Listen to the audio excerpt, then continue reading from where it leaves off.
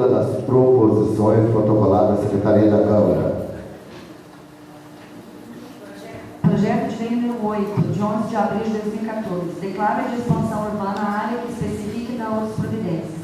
A Câmara Municipal de Monte Velho, Estado de Minas Gerais, por seus representantes legais, aprova e o prefeito municipal sanciona e promulga o projeto de lei. Artigo 1º.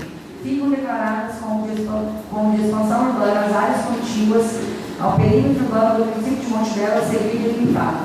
A área de expansão urbana está delimitada por um polígono irregular dentro dos seguintes limites e confrontações. Inicia-se na estrada de acesso Monte Belo, Monte Cristo, à margem de um galpão de propriedade de Milton Neves Filho, no vértice 2 de coordenadas UTM em igual a 35, 79, 20M e em igual a 76, 39, 414M. Daí segue com azimute de 180 graus, 26, 58, acompanhando a estrada pela margem esquerda até o vértice 2A. Daí volta à direita, atravessa a estrada e segue com azimute de 304 graus até o vértice 2B. Daí volta à direita e segue pelo espigão, confrontando com Antônio Marques Bueno e Sebastião de Souza até o vértice 2C.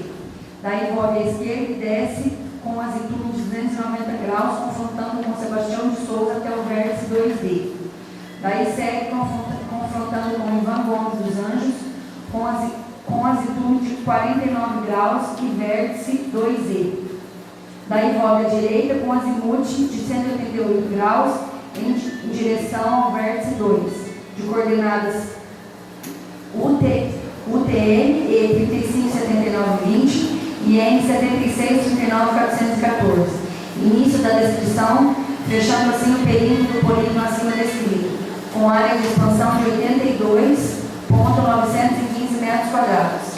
Artigo 2º, esta lei de vigor na data de aplicação, Monte Velho, 11 de abril de 2014, Humberto Fernandes Maciel, prefeito municipal. Projeto de lei número 9.